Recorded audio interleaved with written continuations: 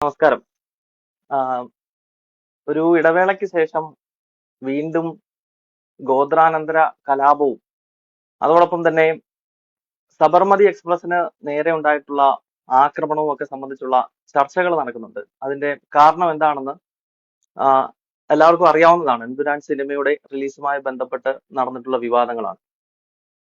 അപ്പൊ ഞാൻ ഈ ഗോത്ര എന്ന് പറയുന്ന സ്ഥലത്ത് എനിക്ക് പോകുവാനും അതുപോലെ തന്നെ അവിടുത്തെ സബർമതി എക്സ്പ്രസ് അതായത് ഗോത്ര ആ, റെയിൽവേ സ്റ്റേഷന് വളരെ സമീപത്തായിട്ട് തന്നെ 2002 ആക്രമിക്കപ്പെട്ട ഈ സബർമതി എക്സ്പ്രസിന്റെ S6, S7 തുടങ്ങിയ കമ്പാർട്ട്മെന്റുകൾ, ബോഗികൾ അത് ഇപ്പോഴും അവിടെ കിടപ്പുണ്ട്. അപ്പം ഞാൻ അവിടെ 2 തവണ ഗോദ്ര നഗരം സന്ദർശിക്കുകയും ഈ പറയുന്ന ബോഗിക്കക അടുത്തെത്തുകയും അവിടെ RPFന്റെ ഉദ്യോഗസ്ഥരുടെ അവരുടെ അനുമതിയോടുകൂടി അതിനകത്ത് കയറി ഷൂട്ട് ചെയ്യാനൊക്കെ ഉള്ള ഒരു അവസരം ലഭിച്ചിരുന്നു. ഗോദ്രയിലെ സാധാരണക്കാരായ ആളുകളോട് സംബന്ധിക്കുവാനും അന്ന് നടന്ന 2002 നടന്നിട്ടുള്ള സംഭവത്തെ പറ്റി ചോദിച്ചറിയുവാനും അതുമായി ബന്ധപ്പെട്ട് ജനം ടിവിയിൽ ധാരാളം റിപ്പോർട്ടുകൾ ചെയ്യാൻ സാധിച്ചിരുന്നു. അപ്പൊ അതുകൊണ്ട് തന്നെ ഗോദ്രയിൽ പോയ ഒരു വ്യക്തി എന്ന നിലയിൽ ഈ ഇസ്ലാമിക ആക്രമണം ഉണ്ടായിട്ടുള്ള സബർമതി എക്സ്പ്രസിന്റെ ആ തീവണ്ടിക്കകത്ത് കയറാനും അതുമായി ബന്ധപ്പെട്ട റിപ്പോർട്ടുകൾ തയ്യാറാക്കാൻ കഴിഞ്ഞ ഒരു വ്യക്തി എന്ന നിലയിൽ ഒരു ലൈവ് ചെയ്ത് കഴിഞ്ഞാൽ അത് നന്നാകുമെന്നൊരു അഭിപ്രായം വള്ളത്തോളിന്റെ കാവ്യപ്പടയിലെ പ്രിയപ്പെട്ട സുഹൃത്തുക്കൾ പറഞ്ഞു. ആ അഭിപ്രായം മാനിച്ചുകൊണ്ടാണ് വളരെ ചെറിയൊരു ലൈവ് ചെയ്യാൻ ആഗ്രഹിക്കുന്നത് ഈ ഒരു ഫേസ്ബുക്ക് പേജിൽ. നമുക്കറിയാം, ഗോത്രാനന്തര കലാപവുമായി ബന്ധപ്പെട്ട് വളരെ തെറ്റിദ്ധരിപ്പിക്കുന്ന രീതിയിലുള്ള ധാരാളം വാർത്തകളും പ്രചരണങ്ങളും ഈ സംഭവവുമായി ബന്ധപ്പെട്ടുണ്ടായിട്ടുണ്ട്. നമ്മുടെ രാജ്യത്തിന്റെ പല ഭാഗങ്ങളിൽ അത്തരം പ്രചരണങ്ങൾ ഉണ്ടായിട്ടുണ്ടെങ്കിലും വിശേഷിച്ച് കേരളത്തിൽ ഈ ഗോത്ര സംഭവത്തെ പറ്റി മുഖ്യധാരാ മാധ്യമങ്ങൾ അതല്ലെങ്കിൽ ലെഫ്റ്റ് ലിബറലുകൾ, സ്വയം ബുദ്ധിജീവികൾ എന്ന് വിശേഷിപ്പിക്കുന്ന ആളുകൾ, ഇത്തരക്കാർ നൽകിയിട്ടുള്ള ഒരു ഇമേജ് എന്ന് പറയുന്നത് ഗോത്ര സംഭവം അല്ലെങ്കിൽ ഗോത്രാനന്തര കലാപം എന്നത് ഗുജറാത്തിലെ ഹൈന്ദവ സമൂഹം ഏകപക്ഷീയമായി മുസ്ലിം സമൂഹത്തിന് നേരെ നടത്തിയിട്ടുള്ള ഒരു ആക്രമണം എന്നുള്ളതാണ്. പൊതുവെ നമ്മൾ കാണുന്നതാണ് ഓരോ വർഷവും. ഇപ്പോൾ 2002 ആ സംഭവം നടന്നത്. പക്ഷെ ഓരോ വർഷവും ഫെബ്രുവരി മാസം ഒരു 28, മാർച്ച് മാസം 1, 2 ആകുമ്പോഴേക്കും ഇപ്പോഴും കേരളത്തിലെ മാധ്യമങ്ങൾ ഗോത്രാനന്തര കലാപത്തെ പറ്റിയുള്ള റിപ്പോർട്ടുകൾ ചെയ്യാറുണ്ട്. ആ റിപ്പോർട്ടുകളിലൊക്കെ അവര് മുസ്ലിം വംശഹത്യ എന്ന പദപ്രയോഗമാണ് നടത്തുന്നത്. ഇപ്പോൾ ഈ എമ്പുരാൻ സിനിമയുമായി ബന്ധപ്പെട്ട് നടന്നുകൊണ്ടിരിക്കുന്ന വിവാദങ്ങളിലും അവർ ഗോത്ര സംഭവത്തെ പറ്റി അല്ലെങ്കിൽ ഗുജറാത്ത് കലാപത്തെ പറ്റി വിശേഷിപ്പിക്കുന്നത് അതൊരു ഏകപക്ഷീയമായ കലാപം, ഹിന്ദു സമൂഹം വളരെ സമാധാനമായി നിലനിന്നിരുന്ന ഒരു സ്ഥലത്ത് മുസ്ലിം സമൂഹത്തിന് മേൽ ഏകപക്ഷീയമായി ആക്രമണം നടത്തി എന്ന് തോന്നിപ്പിക്കുന്ന രീതിയിലുള്ള ഒരു ഇമേജ് കൊടുക്കുവാൻ വിശേഷിച്ച് കേരളത്തിൽ അത്തരം ഒരു ശ്രമം നടത്തുകയും ആ ശ്രമം ഒരു പരിധിവരെ വിജയിക്കുകയും ചെയ്തിട്ടുണ്ട്. പക്ഷെ യഥാർത്ഥത്തിൽ ഗോദ്രയിൽ അല്ലെങ്കിൽ ഗുജറാത്തിൽ 2002 എന്താണ് സംഭവിച്ചത് എന്നതിനെ പറ്റി പഠിക്കുമ്പോൾ കൃത്യമായി നമുക്കറിയാം, അത് തീവ്ര ഇസ്ലാമിക സംഘടനകൾ 2002 ഫെബ്രുവരി മാസം 27 സബർമതി എക്സ്പ്രസിന് നേരെ നടത്തിയ ആക്രമണത്തിലൂടെ ഏതാണ്ട് 59 രാമഭക്തർ, അതിൽ 27 സ്ത്രീകൾ, 10 കൊച്ചു കുട്ടികൾ, ബാക്കി പുരുഷന്മാർ, അങ്ങനെ 59 നിഷ്കളങ്കനായ രാമഭക്തരെ കൊലപ്പെടുത്തിയതുമായി ബന്ധപ്പെട്ട്, ട്രെയിനിനകത്ത് ചുട്ടുകൊന്നതുമായി ബന്ധപ്പെട്ട് നടന്നിട്ടുള്ള ഇരു സമുദായങ്ങൾ തമ്മിൽ പിന്നീട് ഉണ്ടായിട്ടുള്ള ഒരു സംഘർഷമാണ് ഗുജറാത്ത് കലാപത്തിന്റെ പശ്ചാത്തലം എന്ന് പറയുന്നത്. അപ്പൊ ഗോത്ര വിഷയത്തിലേക്ക് ഞാൻ വരാം. അതായത് ഗോത്ര സംഭവം എന്ന് പറയുന്നത് 2002 ഫെബ്രുവരി മാസം 27 അവിടെ സംഭവിച്ചത് ഒരു വലിയ ഗൂഢാലോചനയുടെ ഭാഗമായി. അതായത് ഫെബ്രുവരി 26 രാത്രി 11:30 ഗോത്രയിലെ തന്നെ റെയിൽവേ സ്റ്റേഷന് സമീപത്തുള്ള ഒരു ഫാദിയ എന്ന് പറയുന്ന ഫാദിയ സിഗ്നൽ വെച്ചാണ് ഈ ട്രെയിൻ ആക്രമിക്കപ്പെടുന്നത്. ആ ഫാദിയ സിഗ്നൽ എന്ന് പറയുന്നത് ഒരു മുസ്ലിം ഭൂരിപക്ഷമായിട്ടുള്ള സ്ഥലമാണ്.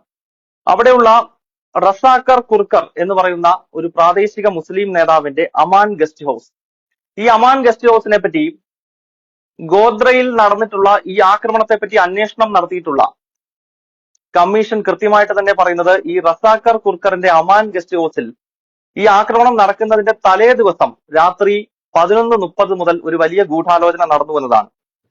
പല പ്രാദേശികമായിട്ടുള്ള മുസ്ലിം നേതാക്കന്മാർ, പ്രത്യേകിച്ച് മൗലാന സുബൈർ ഉമ്മർജി, ദിയോദി ബന്ദി മുസ്ലിങ്ങളുടെ നേതാവായിട്ടാണ് ഇദ്ദേഹം അറിയപ്പെടുന്നത്. മൗലാന സുബൈർ ഉമ്മർജി, ഇദ്ദേഹത്തിന്റെ നേതൃത്വത്തിലാണ് ഈ റസാക്കർ കുർക്കറിന്റെ അമാൻ ഗസ്റ്റ് ഹൗസിൽ യോഗം നടന്നത്. ഈ യോഗത്തിൽ വെച്ച് അടുത്ത ദിവസം ഗോദ്രയിലൂടെ കടന്നു പോകുന്ന ശ്രീരാമ ഭക്തരെയും വഹിച്ചുകൊണ്ട് കടന്നു പോകുന്ന സബർമതി എക്സ്പ്രസ് ആക്രമിക്കുക എന്നൊരു വലിയ ഗൂഢാലോചന തീവ്ര ഇസ്ലാമിക സംഘടനകളുടെ നേതൃത്വത്തിൽ തലേ ദിവസം തന്നെ നടന്നിരുന്നു. അതിന്റെ ഭാഗമായി തൊട്ടടുത്ത ദിവസം 2002 ഫെബ്രുവരി മാസം 27-ന് ഗോദ്ര റെയിൽവേ സ്റ്റേഷനിലേക്ക് പതിവിലും 4 മണിക്കൂർ വൈകിയെത്തിയ ഏതാണ്ട് 7:45 സമയത്തെത്തിയ സബർമതി എക്സ്പ്രസ് ട്രെയിൻ എത്തുന്ന ഘട്ടത്തിൽ ഈ മുസ്ലിം സമൂഹത്തിൽപ്പെടുന്ന കുറച്ച് ആളുകൾ വളരെ ബോധപൂർവമായി ഈ പറയുന്ന ഗോദ്ര റെയിൽവേ സ്റ്റേഷനിലെ കച്ചവടക്കാരെല്ലാം തന്നെ ഏതാണ്ട് മുസ്ലിങ്ങളാണ്. അവർക്ക് വലിയ സ്വാധീനമുള്ളൊരു മേഖലയാണ്. പ്രത്യേകിച്ച് ഈ റെയിൽവേ സ്റ്റേഷൻ ഇരിക്കുന്നത് ഈ പറയുന്ന ഫാദിയ സിഗ്നൽ എന്നൊക്കെ പറയുന്ന ഒരു മുസ്ലിം ബെൽറ്റ് ആണ്. അതിനോട് ചേർന്നാണ് ഈ റെയിൽവേ സ്റ്റേഷൻ. അപ്പൊ ഇവരുടെ ഒരു സ്വാധീന കേന്ദ്രത്തിൽ ഇവര് ഈ ട്രെയിൻ വരുന്ന ഘട്ടത്തിൽ തന്നെ ഇവർക്കറിയാം, കൃത്യമായിട്ട് തന്നെ തലേദിവസം ഗൂഢാലോചന നടന്നിരുന്നു. അതിന്റെ അടിസ്ഥാനത്തിൽ ഇവർക്ക് കൃത്യമായിട്ട് അറിയാമായിരുന്നു S6, S7, S5 എന്നീ 3 കോച്ചുകളിലാണ് കൂടുതലായി രാമഭക്തരുള്ളത്. ഈ ട്രെയിനിൽ ബഹുഭൂരിപക്ഷവും അയോധ്യയിലെ ഈ പൂർണ്ണാഹുതി യജ്ഞം കഴിഞ്ഞ് മടങ്ങുന്ന രാമഭക്തരുണ്ട്. അവരാണ് അതിൽ കൂടുതൽ യാത്രക്കാർ. എങ്കിൽ പോലും ഈ S6, S7, S5 ബോഗികളിൽ ഏതാണ്ട് 100% ശ്രീരാമ ഭക്തരാണ്. അത് ഈ പൂർണ്ണാഹുതി യജ്ഞം മടങ്ങി വരുന്നവർ ഒരുമിച്ച് യാത്ര ചെയ്ത് ഇങ്ങനെ വരികയാണ്. അപ്പോൾ ആ കമ്പാർട്ട്മെന്റിലെ യാത്രക്കാരുമായി ഒരു ബോധപൂർവമായ പ്രശ്നം ഉണ്ടാക്കണമെന്ന് തലേ ദിവസം ഈ പറയുന്ന അമാൻ ഗസ്റ്റ് ഹൗസിൽ ചേർന്ന തീവ്ര ഇസ്ലാമിക സംഘടനകളുടെ നേതാക്കന്മാർ ആസൂത്രണം ചെയ്യുകയും അതിന്റെ അടിസ്ഥാനത്തിൽ 5 മിനിറ്റ് മാത്രം സബർമതി എക്സ്പ്രസ് നിർത്തിയിടുന്ന ആ സമയത്ത് ആ നിർത്തിയിട്ട 5 മിനിറ്റിനകത്ത് അവിടെ ഒരു കശപിശ ഉണ്ടാക്കുകയും ചെയ്തു. സ്വാഭാവികമായിട്ടും അയോധ്യയിൽ നിന്നും വരുന്ന രാമഭക്തർ അവിടെ ഈ രാംദിൻ ആലപിക്കുന്നുണ്ടായിരുന്നു. ശ്രീരാമനെ സ്തുതിച്ചുകൊണ്ടുള്ള ഗാനം ആലപിക്കുന്നുണ്ടായിരുന്നു. അതുപോലെ തന്നെ ചിലര് രാമമന്ത്രങ്ങൾ ജപിക്കുന്നുണ്ടായിരുന്നു. ഇവരെയൊക്കെ കയറി പ്രൊവോക്ക് ചെയ്യുകയും ഇവരുമായി ബന്ധപ്പെട്ട് അവിടെ ഒരു ചെറിയ കശപിശ ഉണ്ടാകുകയും ചെയ്തിട്ടുണ്ട്. അതിനുശേഷം ഈ പ്രശ്നം പ്ലാറ്റ്ഫോമിൽ നിന്നുണ്ടാക്കിയ ചില ആളുകൾ കൂടി ഈ ട്രെയിനിനകത്തേക്ക് കയറുകയും ഈ ട്രെയിൻ ഏതാണ്ട് ഗോദ്ര സ്റ്റേഷനിൽ നിന്നും എടുത്ത് ഒരു 100 മീറ്റർ അകലെ എത്തുമ്പോഴേക്കും അപായച്ചങ്ങല വലിച്ച് ആദ്യം ഈ ട്രെയിൻ നിർത്തുകയാണ്. പക്ഷെ ആദ്യം ട്രെയിൻ നിർത്തുമ്പോൾ വീണ്ടും ട്രെയിൻ ഒന്ന് ചെറിയ തോതിൽ സ്ലോ ചെയ്യുന്നു. അതിനുശേഷം ഒരിക്കൽ കൂടി ട്രെയിൻ മെല്ലെ മെല്ലെ നീങ്ങുകയാണ്. കാരണം ഈ ഫാദിയ സിഗ്നലിന്റെ അവിടേക്ക് ട്രെയിൻ എത്തുന്ന ഘട്ടത്തിലാണ് ഇത് പൂർണ്ണമായിട്ടും അപായച്ചങ്ങല അകത്തുനിന്ന് വലിക്കുന്നു. അതുകൂടാതെ പുറത്തുനിന്ന് ധാരാളം ആളുകൾ, ഏതാണ്ട് നാനാവധി കമ്മീഷന്റെ റിപ്പോർട്ടിൽ പറയുന്നത് 2000-ലധികം ആളുകൾ മാരക ആയുധങ്ങളുമായി ട്രെയിൻ തടഞ്ഞു എന്നതാണ്. അപ്പോൾ അകത്തു നിന്ന് അപായച്ചങ്ങല വലിച്ചുകൊണ്ട് ട്രെയിൻ നിർത്തുകയും പുറത്തുനിന്ന് ഈ പറയുന്ന ഫാദിയ സിഗ്നൽ മേഖലയിൽ നിന്ന് വരുന്ന മുസ്ലിം സമൂഹത്തിന്റെ വലിയ കൂട്ടം അത് കമ്പിവടിയും അതോടൊപ്പം തന്നെ ഈ മണ്ണെണ്ണ ബീപ്പയ്ക്കകത്ത് നിറച്ചിട്ടുള്ള മണ്ണെണ്ണ, അതോടൊപ്പം ആസിഡ് ബൾബുകള്, അതുകൂടാതെ തീപ്പന്തം ഈ കത്തിച്ചെറിയാൻ പറ്റുന്ന രീതിയിൽ ഈ ഉപകരണങ്ങളെല്ലാമായിട്ടാണ് ഇവരെ ട്രെയിൻ തടയുന്നത്. ട്രെയിൻ തടഞ്ഞ ഉടൻ തന്നെ S6, S7, S5 ബോഗികൾക്ക് നേരെ വ്യാപകമായ കല്ലേർ ആദ്യഘട്ടത്തിൽ ഉണ്ടാകുന്നുണ്ട്. ഈ കല്ലേറിൽ തന്നെ ദൃക്സാക്ഷികൾ പറയുന്നത് പലർക്കും തലയ്ക്കും മറ്റും മുറിവേറ്റിട്ടുണ്ട്. സ്ത്രീകൾക്കുൾപ്പെടെ മുറിവേൽക്കുകയും പലരും താഴെ വീഴുകയും ചെയ്തു. അതിനുശേഷം ഇതിനകത്തേക്ക് ആസിഡ് ബൾബുകളും മണ്ണെണ്ണയും ഒഴിച്ചതിന് ശേഷം ഈ തീപ്പന്തം ഉപയോഗിച്ച് ഇത് കത്തിക്കുകയാണ് ചെയ്തിട്ടുള്ളത്. അങ്ങനെ അഗ്നിനാളങ്ങൾ ഉണ്ടാകുന്ന സമയത്ത് തന്നെ ഈ 3 കോച്ചിന്റെയും ബോഗികൾ, പ്രത്യേകിച്ച് S6ന്റെ വാതിലുകൾ പുറത്തുനിന്ന് ഇവർ പൂട്ടുകയും കൂടെ ചെയ്തു. അങ്ങനെയാണ് ഈ 59 നിഷ്കളങ്കരായ രാമഭക്തർക്ക് ഈ സബർമതി എക്സ്പ്രസിനകത്ത് ജീവൻ നഷ്ടപ്പെടുന്ന ഒരു പശ്ചാത്തലം ഉണ്ടായത്. ഞാൻ ഒരിക്കൽ കൂടി പറഞ്ഞു, അതിൽ 59 പേർ മരണപ്പെടുന്നതിൽ 27 പേര് സ്ത്രീകളും 10 പേർ കൊച്ചുകുട്ടികളുമാണ്. അതിൽ 10 മാസം മാത്രം പ്രായമുള്ള കുട്ടി ഉൾപ്പെടെ മരണപ്പെട്ടതായി നമുക്ക് മനസ്സിലാക്കാൻ കഴിഞ്ഞിട്ടുണ്ട്. ഇങ്ങനെ ഒരു സംഭവം നടക്കുമ്പോൾ സ്വാഭാവികമായും പിന്നെ അതിനെപ്പറ്റിയുള്ള അന്വേഷണങ്ങൾ നടക്കുന്നുണ്ട്. സർക്കാർ നിർദ്ദേശപ്രകാരം നാനാവധി കമ്മീഷൻ 2002 മാർച്ച് മാസം 6-ാം തീയതി രൂപീകരിക്കുന്നു. അത് കഴിഞ്ഞത് 2008-ലാണ് അതുമായി ബന്ധപ്പെട്ടുള്ള റിപ്പോർട്ട് കൊടുക്കുന്നത്. ആ റിപ്പോർട്ടിനകത്ത് നമ്മൾ ഈ പറഞ്ഞ കാര്യങ്ങളെല്ലാം വിശദീകരിക്കുന്നത്. ഞാൻ ആ റിപ്പോർട്ടിനെ ഉദ്ധരിച്ചുകൊണ്ടാണ് ഗോദ്ര സംഭവത്തെ പറ്റി പറയുന്നത്. അതിന്റെ അടിസ്ഥാനത്തിലാണ് പിന്നീട് വിചാരണ കോടതി 31 പേരെ ശിക്ഷിക്കുന്നു. അതിൽ 10 പേർക്ക് വധശിക്ഷ, 11 പേർക്ക് വധശിക്ഷ നൽകുകയാണ്. നമുക്കറിയാം ആ കേസിന്റെ ഗൗരവം പരിഗണിച്ചുകൊണ്ടാണ് വധശിക്ഷ നൽകുന്നത് 11 പേർക്ക്. ബാക്കി 20 പേർക്ക് ജീവപര്യന്തം തടവും വിചാരണ കോടതി വിധിക്കുകയാണ്. അപ്പോൾ ആ കമ്മീഷന്റെ റിപ്പോർട്ട് ആധികാരികമാണെന്നും ഗോദ്രയിൽ സംഭവിച്ചത് അതാണെന്നും ഏതാണ്ട് 2000-ലധികം സാക്ഷികളെയൊക്കെ വിസ്തരിച്ചുകൊണ്ടാണ് 2002-ൽ രൂപീകരിച്ച കമ്മീഷൻ 2008-ലാണ് അതിന്റെ റിപ്പോർട്ട് സമർപ്പിക്കുന്നത്. അപ്പോൾ അത്രത്തോളം ആധികാരികമായി ഈ വിഷയത്തെപ്പറ്റി പഠിച്ചതിന് ശേഷമാണ് നാനാവധി കമ്മീഷന്റെ റിപ്പോർട്ട് പോകുന്നത്. ആ റിപ്പോർട്ടിനകത്ത് ഇത് മുൻകൂട്ടി തയ്യാറാക്കിയ ശത്രു രാഷ്ട്രത്തിന്റെ പിന്തുണയോടുകൂടി ഇസ്ലാമിക ശക്തികൾ വളരെ ആസൂത്രിതമായി നടപ്പാക്കിയ ഗൂഢാലോചനയാണ് ഈ 59 രാമഭക്തരെ ഗോദ്രയുടെ മണ്ണിൽ ചുട്ടുകൊലപ്പെടുത്തിയത് എന്നീ കമ്മീഷൻ പറയുകയും അതിന്റെ അടിസ്ഥാനത്തിൽ ഗുജറാത്തിലെ വിചാരണ കോടതി ഈ ക്രിമിനലുകൾക്ക്, ഈ ജിഹാദി ശക്തികൾക്ക് ശിക്ഷ വിധിക്കുകയും ചെയ്തു. 11 പേർക്ക് വധശിക്ഷ ഉൾപ്പെടെ നൽകുകയും ചെയ്തു, ഈ കേസിന്റെ ഗൗരവം കണക്കിലെടുത്തുകൊണ്ട്. അതിനുശേഷം സ്വാഭാവികമായും സംസ്ഥാനത്തിന്റെ വിവിധ ഭാഗങ്ങളിൽ കലാപം പടരുന്ന സാഹചര്യമുണ്ടായി. ഇരു വിഭാഗങ്ങൾ തമ്മിലുള്ള വലിയ സംഘർഷം ഗുജറാത്തിന്റെ വിവിധ ഭാഗങ്ങളിൽ, പ്രത്യേകിച്ച് അഹമ്മദാബാദ് ഒക്കെ പോലെയുള്ള സ്ഥലങ്ങളിൽ കലാപങ്ങൾ രൂപപ്പെട്ടു. അപ്പൊ ഈ ഗോദ്രയിൽ ഞാൻ പോയപ്പോൾ മനസ്സിലാക്കിയ ഒരു കാര്യം, ഞാൻ ആദ്യം സൂചിപ്പിച്ചൊരു കാര്യമുണ്ട്. ഈ ഗുജറാത്തിനെ പറ്റി വളരെ തെറ്റിദ്ധരിപ്പിക്കുന്ന രീതിയിലുള്ള വാർത്തകൾ കേരളത്തിലെ മാധ്യമങ്ങൾ നൽകുമ്പോൾ, ഈ ഗോദ്രയിൽ മാത്രം വളരെ മുൻപ് തന്നെ വലിയ തോതിലുള്ള കലാപങ്ങൾ ഉണ്ടായിട്ടുണ്ട്. ഗോദ്രയിൽ ആദ്യം കലാപം ഉണ്ടായതിന്റെ കണക്ക് ഞാനൊന്ന് വായിക്കാം. 1927, 1946, ഇതൊക്കെ നമുക്ക് രാജ്യത്തിന് സ്വാതന്ത്ര്യം കിട്ടുന്നതിന് മുമ്പാണ്. ബ്രിട്ടീഷുകാരുടെ കാലത്ത് ഈ ഗോദ്രയിൽ കലാപം ഉണ്ടായിട്ടുണ്ട്. 48-ൽ സ്വാതന്ത്ര്യത്തിന് ശേഷം ആദ്യത്തെ കലാപം 48-ൽ ഉണ്ടാകുകയാണ്. 65-ൽ, 1980-ൽ, 1990-ൽ, 92-ൽ, 2002-ലാണ് അവസാനമായിട്ട് ഗുജറാത്തിൽ കലാപം ഉണ്ടാകുന്നത്. പിന്നീട് കലാപം ഉണ്ടായിട്ടില്ല.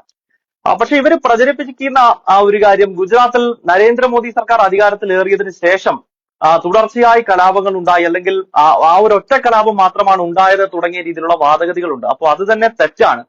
ഗോദ്രയിൽ പോയ സമയത്ത് നമ്മൾ ഈ വിഷയത്തെ പറ്റി പഠിക്കുമ്പോൾ 927 മുതൽ 2002 വരെ ഏതാണ്ട് 8ഓളം വലിയ കലാപങ്ങൾ അവിടെ ഇരുവിഭാഗങ്ങൾ തമ്മിൽ ഉണ്ടായിട്ടുണ്ട്. ആ കലാപങ്ങളുടെ എല്ലാം പിന്നിൽ ഇസ്ലാമിക ശക്തികൾ തന്നെയാണ് ആ കലാപത്തിനെല്ലാം തുടക്കം കുറിച്ചത് എന്ന് നമുക്ക് മനസ്സിലാക്കാൻ സാധിക്കും.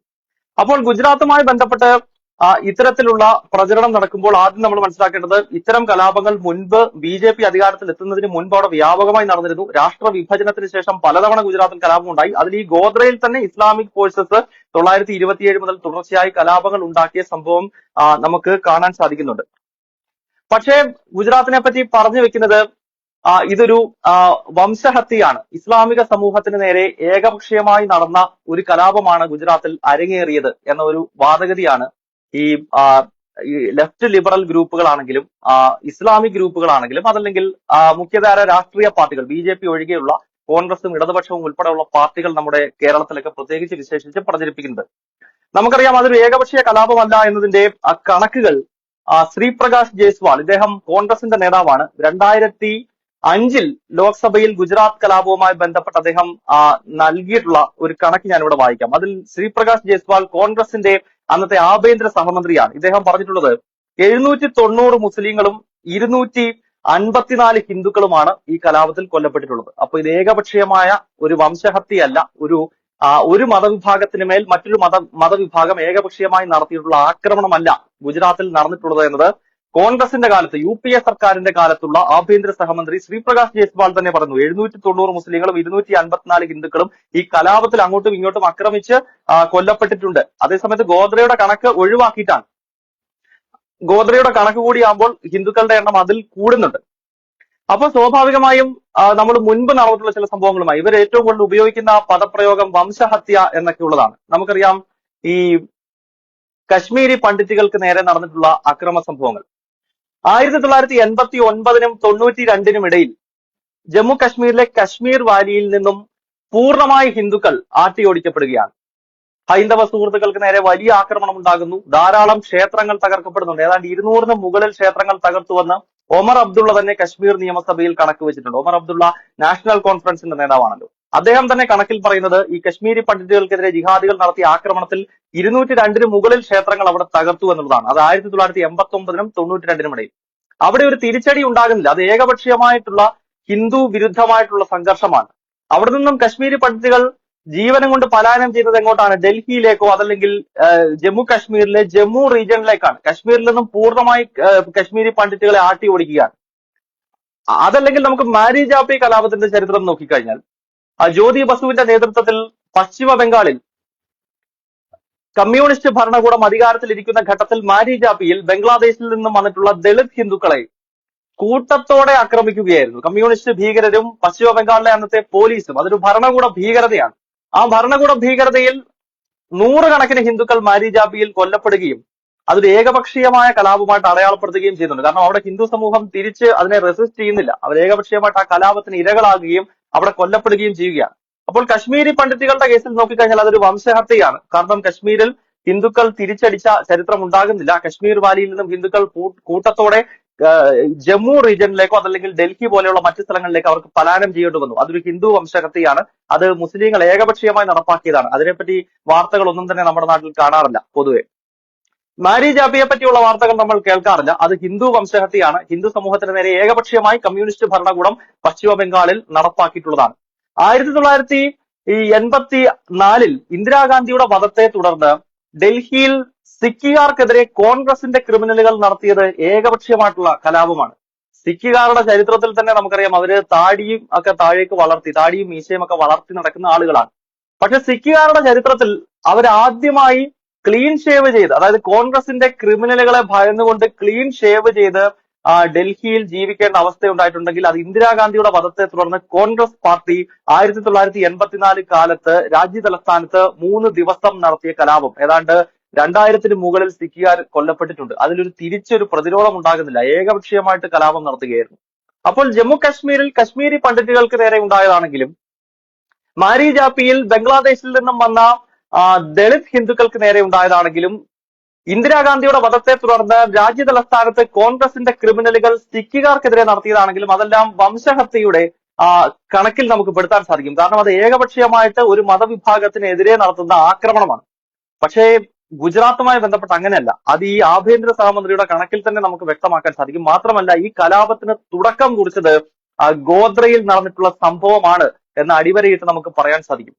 ഗോദ്രയിൽ 59 രാമഭക്തരെ ഇസ്ലാമിക ഭീകരവാദികൾ കൊലപ്പെടുത്തിയതുമായി ബന്ധപ്പെട്ടാണ് പിന്നീട് ഈ കലാപം ഉണ്ടാകുന്നത്. പക്ഷെ വളരെ ദൗർഭാഗ്യവശാൽ ഈ ഗോദ്ര സംഭവത്തെ പറ്റിയുള്ള ഒരു തരത്തിലുമുള്ള വാർത്തകളോ ഒരു തരത്തിലുമുള്ള പ്രചരണങ്ങളോ അത്തരം വിഷയങ്ങളെ പറ്റി സംസാരിക്കുന്നത് നമുക്ക് കാണാൻ സാധിക്കുന്നില്ല. ഇപ്പൊ കഴിഞ്ഞ ദിവസം തന്നെ ഈ എൻപുരാൻ സിനിമയുമായി ബന്ധപ്പെട്ടുകൊണ്ട് കേരളത്തിലെ മാധ്യമങ്ങളിലൊക്കെ വൈകുന്നേരങ്ങളിൽ ചർച്ച ഞാൻ ശ്രദ്ധിച്ചിരുന്നു. ആ ചർച്ചകൾക്കകത്തൊക്കെ അവര് ബിൽക്കീസ് ബാനുവിനെ പറ്റി പറയുന്നുണ്ട്, കൗസർ ബാനുവിനെ പറ്റി പറയുന്നുണ്ട്, എഹസാൻ ജാഫറിയെ പറ്റിയൊക്കെ പറയുന്നുണ്ട്. ഇത് ആദ്യത്തെ സംഭവമല്ല. 2002 മുതൽ ഗോത്രാനന്തര കലാപത്തിന്റെ വാർഷികത്തെ പറ്റി ബന്ധപ്പെട്ടുള്ള വാർത്തകൾ മുഴുവൻ നോക്കിക്കഴിഞ്ഞാൽ അതെല്ലാം ഏകപക്ഷീയമായാണ്. അവിടെ കൊല്ലപ്പെട്ട ഹിന്ദുക്കളെ പറ്റി ഒരക്ഷരം പോലും പറയുന്നേയില്ല.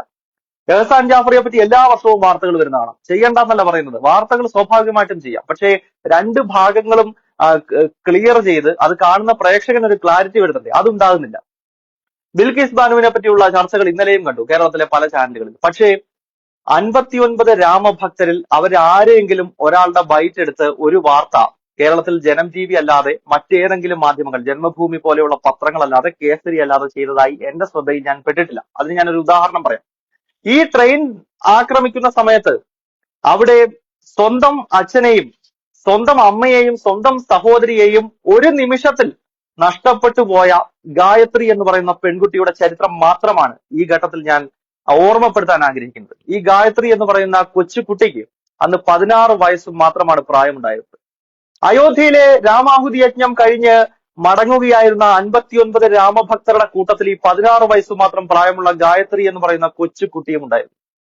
ഈ ഇസ്ലാമിക ശക്തികൾ ഗോദ്ര റെയിൽവേ സ്റ്റേഷന് സമീപത്ത് വെച്ച് സബർമതി എക്സ്പ്രസ് ആക്രമിക്കുന്ന ഘട്ടത്തിൽ ഈ കൊച്ചുകുട്ടിയുടെ കൺമുന്നിൽ വെച്ചാണ് ഈ പറയുന്ന ഹർഷിത് ഭായ്, അമ്മ നീതാബൻ, സഹോദരി പ്രതീക്ഷ, അച്ഛനെയും അമ്മയെയും സഹോദരിയെയും ഗായത്രി എന്ന് പറയുന്ന ഈ കൊച്ചുകുട്ടിക്ക് ഒറ്റ നിമിഷത്തിൽ നഷ്ടപ്പെടുകയാണ്. ഈ ഇസ്ലാമിക ഭീകരർ നടത്തിയ ആക്രമണത്തിലാണ് ഈ കുട്ടിക്ക് കുടുംബത്തെ മുഴുവൻ നഷ്ടപ്പെട്ട് ഈ കുട്ടി അനാഥമായത്. ഗായത്രി എന്ന് പറയുന്ന ഈ കൊച്ചു പെൺകുട്ടിയെ പറ്റി കേരളത്തിലെ ഒരു മാധ്യമങ്ങള് ഒരക്ഷരം ഒരു വാർത്ത നൽകിയിട്ടില്ല. ഗായത്രി എന്ന് പറയുന്ന ഈ കൊച്ചു ഹിന്ദു പെൺകുട്ടി ഒരു പ്രതീകം മാത്രമാണ്. 59 രാമഭക്തരെ ഈ ഇസ്ലാമിസ്റ്റുകൾ ചുട്ടുകൊന്നിട്ട് അതിൽ ആരെയെങ്കിലും പറ്റി ഏതെങ്കിലും ഒരു കേരളത്തിലെ മുഖ്യധാരാ മാധ്യമങ്ങളോ ലെഫ്റ്റ് ലിബറലുകളോ ഈ പറയുന്ന ഗുജറാത്ത് കലാപത്തെ പറ്റി വാദോരാതെ സംസാരിക്കുന്ന, എഹസാൻ ജാഫറിയെ പറ്റി എല്ലാ ഫെബ്രുവരി മാസത്തിലും വാർത്ത ചെയ്യുന്നവരും അതേപ്പറ്റി സംസാരിക്കുന്നവരും ഏതെങ്കിലും ഒരു ഘട്ടത്തിൽ ഈ പറയുന്ന 59 രാമഭക്തരിൽ ആരെയെങ്കിലും ഒരാളെ പറ്റി എന്തെങ്കിലും ചെയ്തിട്ടുണ്ടോ? ഈ പറയുന്ന ഗായത്രി എന്ന് പറയുന്ന പെൺകുട്ടിയെ കേരളത്തിന്റെ പൊതുസമൂഹത്തിന് പരിചയപ്പെടുത്താൻ ഈ പറയുന്ന ആളുകൾ തയ്യാറായിട്ടുണ്ടോ? അപ്പോൾ ഇത് വ്യക്തമാണ്, ഏകപക്ഷീയമായി ഹിന്ദു സമൂഹം ഗുജറാത്തിൽ മുസ്ലിങ്ങൾക്ക് മേൽ ഏകപക്ഷീയമായി ആക്രമണം നടത്തി എന്ന് തെറ്റിദ്ധരിപ്പിക്കാനാണ് കാലാകാലങ്ങളായി 2002 മുതൽ ശ്രമം നടത്തിക്കൊണ്ടിരിക്കുന്നത്. ഒപ്പം ഗുജറാത്ത് കലാപവുമായി ബന്ധപ്പെട്ട് നടന്നിട്ടുള്ള വ്യാജ പ്രചരണങ്ങളുടെ കുത്തൊഴുക്ക്, വ്യാജ പ്രചരണങ്ങളുടെ വേലിയേറ്റം, ഞാൻ സമയത്തിന്റെ പരിമിതി മൂലം ഒരുപാട് ഉദാഹരണങ്ങളിലേക്ക് കടക്കുന്നില്ല. ഞാൻ 2 ഉദാഹരണം മാത്രം ഞാൻ പറയാം. ഏതൊക്കെ രീതിയിൽ വ്യാജ പ്രചരണങ്ങൾ നടന്നു? അരുന്ധതി റോയിയെ പറ്റി പ്രിയപ്പെട്ടവർക്ക് പറയാതെ തന്നെ അറിയാമല്ലോ. കേരളത്തിലെ ഇടതുപക്ഷ ബുദ്ധിജീവികളൊക്കെ തലയിൽ വെച്ച് നടക്കുന്ന ആളാണ് അരുന്ധതി റോയ്. ഈ അരുന്ധതി സൂസന്ന റോയ് ഈ കലാപം നടക്കുന്ന സമയത്ത് ഈ കലാപത്തെ എങ്ങനെയൊക്കെ ആളിക്കത്തിക്കാൻ ശ്രമിച്ചു എന്നതിന്റെ ഒരു ഉദാഹരണം മാത്രം ഞാൻ ഓർമ്മപ്പെടുത്താം. എഹസാൻ ജാഫ്രിയെ നമുക്കറിയാവുന്നതാണ്. എഹസാൻ ജാഫ്രി കോൺഗ്രസിന്റെ MP ആയിരുന്നു. അഹമ്മദാബാദിലെ ഒരു പ്രധാനപ്പെട്ട ഇസ്ലാമിക നേതാവാണ്, കോൺഗ്രസിന്റെ നേതാവാണ്. ഇദ്ദേഹത്തെ ഗോദ്രയിൽ ഹിന്ദുക്കൾ കൊല്ലപ്പെട്ടു എന്നതുമായി ബന്ധപ്പെട്ടുള്ള വ്യാപകമായ വാർത്തകൾ പ്രചരിച്ചതിനെ തുടർന്ന് ഗുജറാത്തിന്റെ പല ഭാഗങ്ങളിൽ കലാപമുണ്ടായി. അതിൽ അഹമ്മദാബാദിലാണ് ഏറ്റവും വലിയ കലാപമുണ്ടായത്. അങ്ങനെ ആൾക്കൂട്ടം എഹസാൻ ജാഫ്രിയെ വീട് വളഞ്ഞുകൊണ്ട് അദ്ദേഹത്തെ ആക്രമിക്കുന്നതുമായി ബന്ധപ്പെട്ട് അരുന്ധതി റോയി ഔട്ട്ലുക്ക് എന്ന് പറയുന്ന മാധ്യമത്തിനകത്ത് എഴുതിയ ഒരു ലേഖനത്തിനകത്ത് പറഞ്ഞേക്കുന്ന കാര്യങ്ങളാണ്. എഹസാൻ ജാഫ്രിയെ കൊലപ്പെടുത്താൻ എത്തിയ ആൾക്കൂട്ടം അദ്ദേഹത്തിന്റെ 2 പെൺമക്കളെ പൂർണ്ണ നഗ്നരാക്കിയ ശേഷം കൊലപ്പെടുത്തി. അത് കഴിഞ്ഞിട്ടാണ് എഹസാൻ ജാഫ്രിയെ കൊലപ്പെടുത്തിയത് എന്നാണ് അരുന്ധതി സൂസന്ന റോയി ഒരു മാധ്യമത്തിനകത്ത് ലേഖനം എഴുതിയപ്പോൾ പറഞ്ഞത്. പക്ഷെ ഇതിൽ ഏറ്റവും വലിയ രസം, എഹസാൻ ജാഫ്രിക്ക് 2 പെൺമക്കളിൽ ആകെ ഒരു പെൺകുട്ടിയേ ഉള്ളൂ. പിന്നുള്ളത് 2 ആൺകുട്ടികളാണ്. അപ്പോൾ ഈ എഹസാൻ ജാഫ്രി കൊല്ലപ്പെട്ടതിന് ശേഷം ഇതേപ്പറ്റി എഹസാൻ ജാഫ്രിയുടെ മകൻ അടുത്ത ദിവസം മാധ്യമങ്ങളോട് പ്രതികരിക്കുന്ന ഘട്ടത്തിൽ ഇദ്ദേഹം പറഞ്ഞത് നോക്കുമ്പോൾ ഈ അരുന്ധതി റോയ് പറഞ്ഞതും ഇതുമായിട്ട് ഒരു തരത്തിലും യോജിക്കുന്നില്ല. കാരണം അരുന്ധതി റോയ് പറയുന്നത് എഹസാൻ ജാഫ്രിയുടെ വീട്ടിലേക്ക് ഇരച്ചെത്തിയ ആൾക്കൂട്ടം ആദ്യം 2 പെൺമക്കളെ പൂർണ്ണ നഗ്നരാക്കിയ ശേഷമാണ് എഹസാൻ ജാഫ്രിയെ കൊലപ്പെടുത്തിയത്, ആ പെൺകുട്ടികളെയും കൊലപ്പെടുത്തിയെന്നാണ്. അപ്പൊ 2 വിഷയങ്ങളാണ്. ഒന്ന്, എഹസാൻ ജാഫ്രിക്ക് ഒരു പെൺകുട്ടിയേ ഉള്ളൂ, മാത്രമല്ല ആ പെൺകുട്ടി ആ സമയത്ത് അമേരിക്കയിലായിരുന്നു. എഹസാൻ ജാഫ്രി കൊല്ലപ്പെടുന്ന സമയത്ത് അദ്ദേഹത്തിന്റെ മകൻ മാത്രമാണ് ഈ വീട്ടിലുണ്ടായിരുന്നത്. അദ്ദേഹത്തിന് ഒരു പെൺകുട്ടിയാണ് ഉണ്ടായിരുന്നത്. ആ പെൺകുട്ടി ആ സമയത്ത് അമേരിക്കയിലാണ്, വർഷങ്ങളായിട്ട് തന്നെ അമേരിക്കയിലാണ്. അപ്പൊ ഇത് വലിയ വിവാദമായി. അപ്പോൾ എന്താണ് അരുന്ധതി റോയ് ശ്രമിക്കുന്നത്? ഇല്ലാത്തതായ സംഭവങ്ങൾ ഒരു എഴുത്തുകാരി എന്ന നിലയിൽ സങ്കല്പത്തിൽ നിന്നും എടുത്തുകൊണ്ട് ഔട്ട്ലുക്ക് പോലുള്ള ഒരു മാധ്യമത്തിനകത്ത് എഴുതി വിടുകയാണ്. തെറ്റായ പ്രചരണങ്ങളുടെ ഒരു വേലിയേറ്റം തന്നെ രൂപപ്പെടുത്തുകയായിരുന്നു. അതിനുശേഷം മാർച്ച് 26-ാം തീയതി 2002 മാർച്ച് 20 ഔട്ട്ലുക്ക് വാരിക പരസ്യമായിട്ട് മാപ്പ് പറയേണ്ടി വന്നു അരുന്ധതി റോയുടെ ഈ ലേഖനം കാരണം ഇല്ലാത്ത കാര്യങ്ങൾ, മരണപ്പെട്ടിട്ടില്ലാത്ത 2 പെൺകുട്ടികളെ പറ്റി അവരെ പൂർണ്ണ നഗ്നരാക്കി ആൾക്കൂട്ടം വിചാരണ ചെയ്ത് കൊന്നു. അതിനുശേഷമാണ് എഹസാൻ ജാഫ്രിയെ കൊലപ്പെടുത്തിയത് എന്ന തെറ്റായ വാർത്ത മാധ്യമങ്ങൾക്കകത്ത് എഴുതി പിടിപ്പിച്ച അരുന്ധതി റോയ്ക്കും ആ മാധ്യമ സ്ഥാപനത്തിനും പിന്നീട് ഗുജറാത്തിൽ മാപ്പ് പറയേണ്ടി വന്നിട്ടുണ്ട്. അതൊന്നും പക്ഷെ കേരളത്തിൽ ചർച്ചയായിട്ടില്ല. ഇതേ അരുന്ധതി റോയ് പിന്നീട് എന്ത് ചെയ്തു? തീർന്നില്ല. അതിനുശേഷം വീണ്ടും മറ്റൊരു മാധ്യമത്തോട് ഇവർ അഭിമുഖം കൊടുക്കുന്ന സമയത്തൊക്കെ ഇവർ പ്രചരിപ്പിച്ചത് ബറോഡ എന്ന് പറയുന്ന പ്രദേശത്ത് മറ്റൊരു മുസ്ലിം സ്ത്രീയുടെ പേരാണ് പറയുന്നത്. അവരുടെ ശരീരം കീറി അതിനകത്തേക്ക്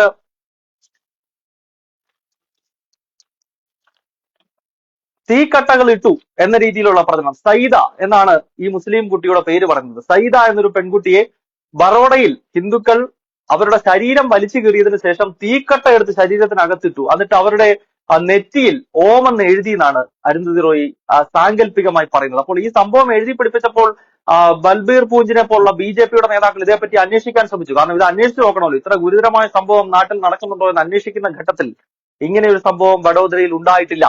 മാത്രമല്ല, എവിടെയാണ് ഈ സംഭവം നടന്നത് എന്നതിനെപ്പറ്റി കൃത്യമായ മൊഴി നൽകുവാനായി അരുന്ധതി റോയിയെ ഗുജറാത്ത് പോലീസ് പലതവണ വിളിച്ചിട്ടും അരുന്ധതി റോയ് ഗുജറാത്ത് പോലീസുമായി സഹകരിച്ചില്ല. അന്വേഷണത്തിനായി ഇതിൽ മൊഴി നൽകുവാനായി എവിടെയാണ് ഈ സംഭവം നടന്നത് എന്നതിനെപ്പറ്റി വിശദീകരിക്കണമെന്ന് ആവശ്യപ്പെട്ടുകൊണ്ട് അരുന്ധതി റോയിയെ വിളിക്കുന്ന ഘട്ടത്തിൽ അതിനോട് നിസ്സഹകരണ മനോഭാവമാണ് അരുന്ധതി റോയ് വെച്ച് പുലർത്തിയത്. അപ്പോൾ കാര്യങ്ങൾ വ്യക്തമാണ്. തെറ്റായ പ്രചരണങ്ങൾ മാധ്യമങ്ങളിലൂടെ നടത്തി ഗുജറാത്തിൽ ഇസ്ലാമിക ഭീകരവാദികൾ നടത്തിയ ഗോദ്രയിലെ ആദ്യത്തെ സംഘർഷം, ആ ട്രെയിനിന്റെ ബോഗികൾ തീവച്ചതുമായി ബന്ധപ്പെട്ട് പിന്നീടുണ്ടായ സംഘർഷം, അത് ഹിന്ദുക്കൾ ഏകപക്ഷീയമായി നടത്തിയെന്ന് വരുത്തി തീർക്കുകയും ഗോദ്രയിൽ ഉണ്ടായിട്ടുള്ള ആദ്യത്തെ ആക്രമണം, അതായത് 59ഓളം വരുന്ന രാമഭക്തരെ ചുട്ടുകൊല്ലുന്നതുമായി ബന്ധപ്പെട്ട കേസ് ബോധപൂർവമായി ചർച്ചയാക്കാതിരിക്കുകയും പിന്നീട് നടന്നിട്ടുള്ള കലാപം, ആ കലാപത്തിലും എന്ത് ചെയ്യുന്നു? അതും ഇരു മതവിഭാഗങ്ങൾ തമ്മിലുള്ള സംഘർഷമാണ്. നേരത്തെ ഞാൻ പറഞ്ഞതുപോലെ ഗുജറാത്ത് ജമ്മു കാശ്മീരിൽ പണ്ഡിറ്റുകൾക്ക് നേരെ നടന്നതുപോലോ സിഖുകാർക്ക് നേരെ കോൺഗ്രസ് നടത്തിയതുപോലെ ഒരു ഏകപക്ഷീയമായ ആക്രമണമല്ല, മറിച്ച് ഇരു വിഭാഗങ്ങൾ തമ്മിലുള്ള സംഘർഷം ഉണ്ടാവുകയാണ്. ഇരു വിഭാഗങ്ങൾക്കിടയിൽ നാശമുണ്ടാകുന്നുണ്ട്, മരണം 2 വിഭാഗങ്ങൾക്കിടയിൽ റിപ്പോർട്ട് ചെയ്യുന്നുണ്ട്. അറസ്റ്റ് ചെയ്യപ്പെട്ടവരിൽ മുസ്ലിങ്ങളും ഹിന്ദുക്കളുമായിട്ടുള്ളവരുണ്ടായിരുന്നു.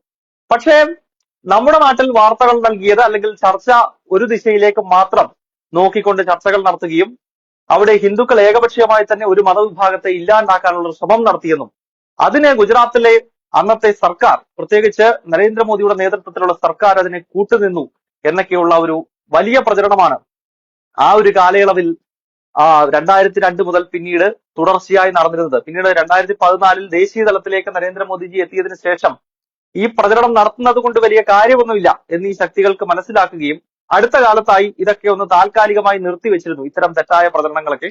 പക്ഷേ എമ്പുരാൻ സിനിമയുമായി ബന്ധപ്പെട്ടുകൊണ്ട് ഇപ്പോൾ വീണ്ടും അതിൽ തെറ്റിദ്ധാരണ ചെലുത്തുന്ന രീതിയിലുള്ള ചില സീനുകൾ ഉണ്ടായിരുന്നു. അതിപ്പോൾ കട്ട് ചെയ്ത് മാറ്റിയതായി നമുക്ക് മനസ്സിലാക്കാൻ സാധിക്കുന്നുണ്ട്. എങ്കിൽ പോലും പൃഥ്വിരാജിനെ പോലൊരാളുടെ നേതൃത്വത്തിൽ ഈ രീതിയിൽ തെറ്റിദ്ധരിപ്പിക്കുന്ന രീതിയിലുള്ള പ്രചരണം നടത്തി. ഇത് ആദ്യത്തെ സംഭവമല്ല. അതായത് ഗുജറാത്തിൽ നടന്നിട്ടുള്ള 2002 കലാപവുമായി ബന്ധപ്പെട്ട് ഇത്തരം തെറ്റിദ്ധാരണ പരത്തുന്ന രീതിയിലുള്ള പ്രചരണം ഇതാദ്യമല്ല. അതിന്റെ ഏറ്റവും അവസാനത്തെ ഉദാഹരണം മാത്രമാണ് ഈ സിനിമയുമായി ബന്ധപ്പെട്ട് രൂപപ്പെട്ടിരിക്കുന്നത് എന്ന് മാത്രം പറഞ്ഞുകൊണ്ട് ഞാൻ എന്റെ വാക്കുകൾ അവസാനിപ്പിക്കുകയാണ്. ഇത്തരം വിഷയങ്ങൾ എടുക്കുന്ന, പ്രത്യേകിച്ച് ദേശീയ വിഷയങ്ങളും ഒപ്പം ഹൈന്ദവ സമൂഹത്തിനെതിരെ നടന്നുകൊണ്ടിരിക്കുന്ന ഇത്തരം ആക്രമണങ്ങളെ ചെറുക്കുന്നതിനായി ഇത്തരം ചർച്ചകൾ സംഘടിപ്പിക്കുന്ന വള്ളത്തോളിന്റെ കാവിപ്പടയിലെ സുഹൃത്തുക്കൾക്ക് നന്ദി രേഖപ്പെടുത്തിക്കൊണ്ട് ഞാൻ ഈ ചെറിയ ഫേസ്ബുക്ക് ലൈവ് അവസാനിപ്പിക്കുന്നു. എല്ലാവർക്കും നമസ്കാരം.